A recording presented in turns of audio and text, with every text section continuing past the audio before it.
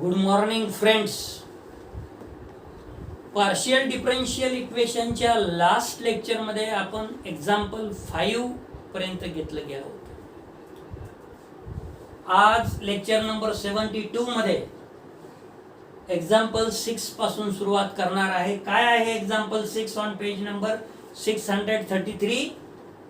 The vibration of N elastic string is governed by the partial differential equation delta 2u upon delta t square, which is equal to delta 2u upon delta x square.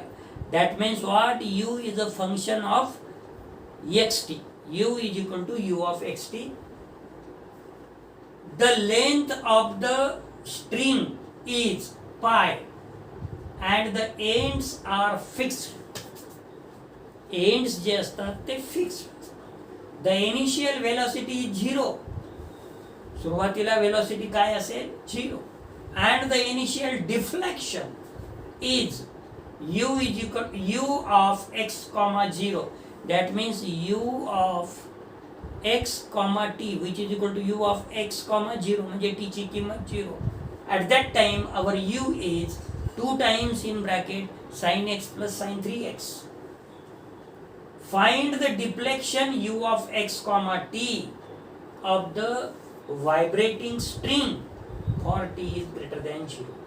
आपल्याला u of x t काढायचा आहे. Solution: the given equation is delta 2u upon delta t square, which is equal to delta 2u upon delta x square. आता याचं direct solution आपण याच्यासाठी लिहिलेलं आहे की नंबर ऑफ प्रॉब्लेम्स मध्ये how to calculate after substitution. इथे u is equal to काय ठेवावं लागेल? Capital X into T. मग त्याच्यानंतर त्याला 2 ऑर्डिनरी डिफरन्शियल इक्वेशन मिळवावं लागेल आणि त्याला मग इक्वल टू कॉन्स्टंट घ्यावं लागेल, जे की तुम्हाला प्रोसेस माहीत आहे. त्यामुळे आपण डायरेक्ट त्याचं सोल्युशन घेतलं. Hence the solution of this equation is u which is equal to c1 cos pt plus c2 sin pt. दुसऱ्या ब्रॅकेटमध्ये c3 cos px plus c4 sin px. म्हणजे याचे जे आपल्याला रूट्स मिळणार आहे ते काय मिळणार आहे? हो, एक small m is equal to मिळेल plus minus p, small x is equal to plus minus ip and capital m is equal to plus minus ip. ठीक आहे. म्हणजे x ची व्हॅल्यू आणि t ची व्हॅल्यू प्लस मायनस ip आणि capital x ची value plus minus ip. आणि तुम्हाला माहित आहे जर इमॅजिनरी रूट्स जर आपल्याला मिळाले तर त्याचं कोणता फॉर्म्युला आहे? e to the power alpha x in bracket c1 cos beta x plus c2 sin beta x. आणि बीटाची किंमत इथं बोथ केसेस मध्ये p आहे. सो याला इक्वेशन नंबर 1 म्हणा. On putting x is equal to 0, u is equal to 0 in 1 comma we get u is equal to 0 which is equal to c1 cos pt plus c2 sin pt. x is equal to 0 म्हणजे c3 into cos 0 is 1 म्हणजे c3 sin 0, तर 0 तुम्हाला माहीतच आहे. आणि this implies c3 is equal to 0. मग आता हे c3 is equal to 0 equation 1 मध्ये सबस्टिट्यूट करू. On putting c3 is equal to 0 in equation 1 comma it reduces to u is equal to c1 cos pt plus c2 sin pt into c4 sin px. याला equation number 2 बघ.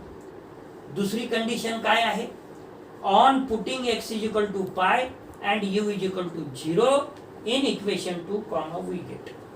मग 2 0 which is equal to c1 cos pt plus c2 sin pt ब्रॅकेटच्या बाहेर c4 sin p pi. x ची किंमत pi. This implies sin p pi is equal to 0 which is equal to sin n pi. Comma n varies from 1 comma 2 comma 3 comma dot dot dot. याच्या अँगलचा विचार केला तर hence p pi which is equal to n pi और pi will be cancel, p is equal to n. So instead of p, here we substitute now n. On substituting the value of p in equation 2, comma, we get hence u is equal to c1 cos nt plus c2 sin nt, bracket complete आणि ब्रॅकेटच्या बाहेर c4 sin nx, याला equation number 3 म्हणू. On differentiating 3 with respect to t, comma, we get equation 3 ला differentiate करू with respect to t, du by dt which is equal to minus c1 into n sin nt plus c2 into n cos nt, bracket complete, ब्रॅकेटच्या बाहेर c4 sin nx.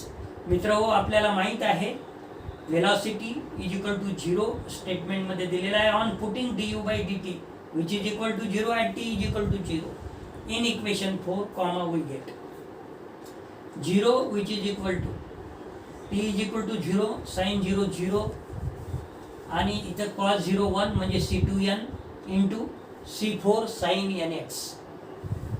This implies c2 is equal to 0. On putting c2 is equal to 0 in equation 3, then 3 becomes u is equal to c1 cos nt, कशाची value c2 ची आपण 0 ठेवलेली आहे, आणि c4 sin nx.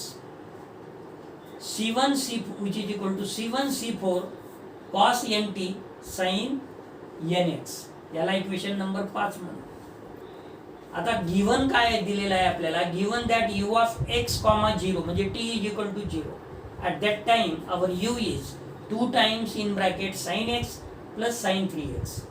So on putting t is equal to 0 in equation 5, comma, we get u of x, 0 which is equal to c1 c4 cos 0 is 1 sin nx. Hence u of x 0 काय दिलेला आहे आपल्याला, 2 times sin, 2 times in bracket sin x plus sin 3x which is equal to c1 c4 sin nx. Hence 2 sin a plus sin b चा formula 2 times sin in bracket a plus b by 2 into cos a minus b by 2. इथं a ची किंमत x आहे, b ची किंमत 3x आहे, म्हणून 2 times sin x plus 3x divided by 2 cos x minus 3x divided by 2, bracket complete, which is equal to c1 c4 sin nx. Hence हा 2 4 sin 4x divided by 2 म्हणजे sin 2x, cos minus 2x divided by 2 म्हणजे cos of minus x, which is equal to c1 c4 sin nx. Hence 4 sin 2x cos x which is equal to c1 c4 sin nx, because cos of minus theta is cos theta. आता जर आपण compare केलं constant term म्हणजे साईनची term साईनच्या angle सोबत जर आपण compare केलं तर n इज इक्वल टू 2 आहे, आणि उर्वरित जे आहे c1 c4 which is equal to 4 cos x आहे. म्हणजे c1 c4 which is equal to 4 cos x, comma, n is equal to 2. On putting the value of c1 c4 and n in equation 5, comma, we get, comma, it becomes u of xt which is equal to c1 c4 means 4 cos x, यांची किंमत 2 cos 2t sin 2t. Next example 7 on page number 634. A tightly stretched string with fixed end points x is equal to 0 and x is equal to L is initially in a position given by y is equal to y0 sin cube in bracket pi x upon L. If it is released from rest from this position, find the displacement y of xt. Solution: let the equation to the vibrating string be, you know that, delta 2y upon delta t square which is equal to c square delta 2y upon delta x square. Write this, or 1 upon c square delta 2y upon delta t square which is equal to delta 2y upon delta x square. याला equation number 1 म्हणा. याचं solution तुम्हाला माहित आहे, परंतु इथे ज्या conditions दिलेल्या आहेत ते आधी लिहून घेऊ. Here the initial conditions are y of 0 comma t which is equal to 0. That means what? At x is equal to 0, y is equal to 0. Y of L comma t is equal to 0. It means what? At x is equal to L, y is equal to 0. And differentiate delta y by delta t which is equal to 0 at t is equal to 0. Y of x comma 0 means t is equal to 0. Y is equal to y of x comma 0 is equal to y0 sin cube pi upon L x. हे सगळं याच्या concerning conditions आहेत vibrating string of equation दिस. आणि solution तुम्हाला माहित आहे, जो की आपण चौथा एक्झाम्पल घेतलेला आहे. The solution of 1 is of the form y is equal to c1 cos px plus c2 sin px. दुसऱ्या ब्रॅकेटमध्ये c3 cos pct plus c4 sin pct. Example आपलं equation number 2. See the previous example, that is example 4. Now y of 0 comma t म्हणजे x is equal to 0, y is equal to 0 gives 0 is equal to c1 cos 0 म्हणजे 1, x ची किंमत 0 ठेवली ना, cos 0 म्हणजे 1 म्हणजे c1, sin 0 तर 0 होऊन जाईल. आणि दुसऱ्या ब्रॅकेटमध्ये c3 cos pct plus c4 sin pct and this implies c1 is equal to 0.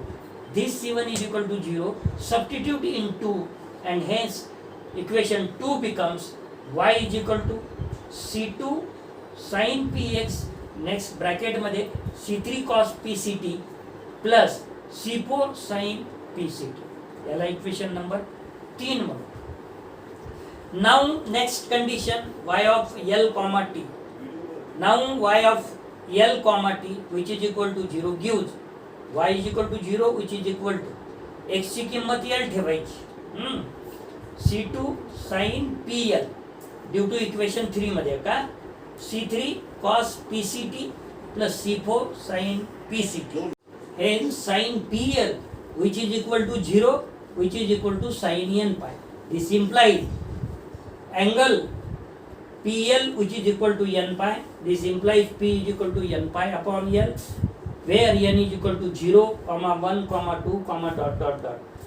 Now putting the values of P in equation 3, we get y is equal to c2 sin P ची किंमत n pi upon L into x in bracket c3 cos n pi upon L ct plus c4 sin n pi c upon L into t bracket complete. याला equation number 4 म्हणू.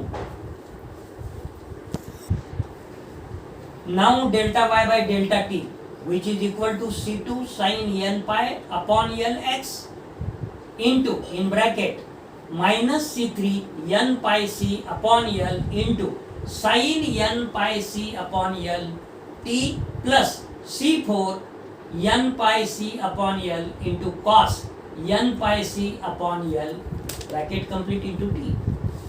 Differentiation केलेलं आहे because delta y by delta t is equal to 0 when t is equal to 0. We have मग इथं 0 येईल which is equal to c2 sin n pi upon L x into sin t 0, that means this first term is 0 आणि cos t is 1, cos 0 is 1, sin 0 is 0, cos 0 is 1. पहिली term sin 0 is 0 असल्यामुळे 0 होऊन जाईल आणि दुसरी term c4 n pi c upon L because cos 0 is 1. This implies c4 is equal to 0.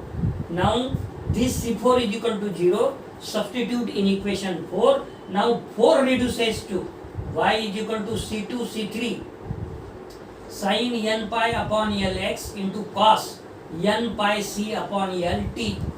But c2 c3 are constants, that's why take single constant bn which is equal to c2 c3 म्हणजे which is equal to bn sin n pi upon lx into cos n pi c upon l into t, or y is equal to summation n is equal to 1 to infinity bn sin n pi upon lx into cos n pi c upon l t. मित्रो तुम्हाला माहित आहे n is equal to 1 to 3 up to infinity आहे. On putting t is equal to 0 in 5 comma we get y of x comma 0 म्हणजे t is equal to 0 which is equal to summation n is equal to 1 to infinity bn sin n pi upon l x because cos 0 is 1. But y of x0 at t is equal to 0 which is given y la suffix 0 sin cube in bracket pi x upon l, but formula for sin cube x which is equal to 3 sin x minus sin 3x upon 4, or sin 3x is equal to 3 sin x minus 4 sin cube x. तर आपल्याला sin cube x चा formula जर वापरला तर which is equal to y0 in bracket 3 x च्या जागेवर काय आहे pi x upon l, pi x upon l minus sin 3x, sin 3 x च्या जागेवर काय आहे pi x upon l divided by 4. तर तो आपण डिवाइडेड बाय 4 फॉर्म्युला मधला आहे. So now substitute the values of y of x, 0 from this equation in which equation? So here y of x, 0 is equal to this one. So hence summation n is equal to 1 to infinity bn sin n pi upon lx which is equal to y of x, 0 and y of x, 0 which is equal to y0 by 4 in bracket 3 sin pi upon lx minus sin 3 pi upon lx. When we substitute n is equal to 1, b1 is equal to, इकडे किती आहे आता b1 coefficient जर collect केले तर b1 sin pi upon lx, sin pi upon lx, त्यामुळे sin pi upon lx चा coefficient right hand साइडला 3y0 by 4 आहे, त्यामुळे b1 ची व्हॅल्यू 3y0 by 4 येईल. आणि n इज इक्वल टू जर 3 सबस्टिट्यूट केलं तर इथं b3 येते.